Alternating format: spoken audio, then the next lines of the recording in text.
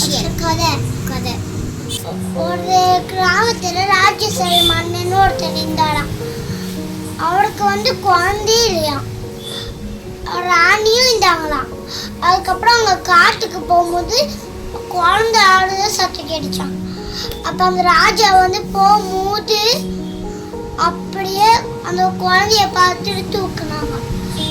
அது யாருன்னு கேட்டாங்க, யாருது இல்லைன்னு சொல்றாங்க. அதுக்கப்புறம் வீட்டுக்கு தூக்கிட்டு போய் வளர்க்குறாங்க.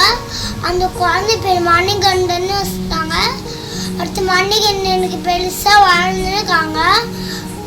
அடுத்து அவங்க அம்மா அங்கே ராணிக்கு தலை வலிச்சிச்சான்.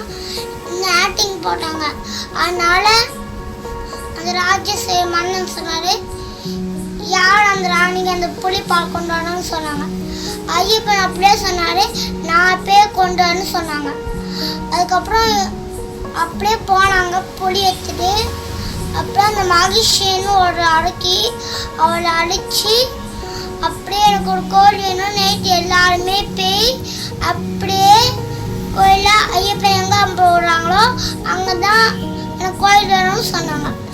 அப்போ நல்லா வேலை செஞ்சு சிவனு எல்லா சாமியும் அப்படியே வச்சு அப்படியே அந்த கோயில் பெருசாக பண்ணி அப்படியே அதுக்கு மாலை பொறுத்த அம்மனும் ஒரு பேர் வந்துச்சு.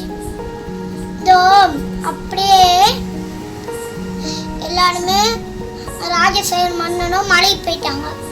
அடுத்து மணிகண்டன் ஐயப்பனா மாட்டாரு. அவ்வளோதான். பிடிச்சிருந்தா லைக் பண்ணுங்க, ஷேர் பண்ணுங்க, கமெண்ட் பண்ணுங்க. அடுத்த வீடியோவில் பார்க்கலாம். பாய்.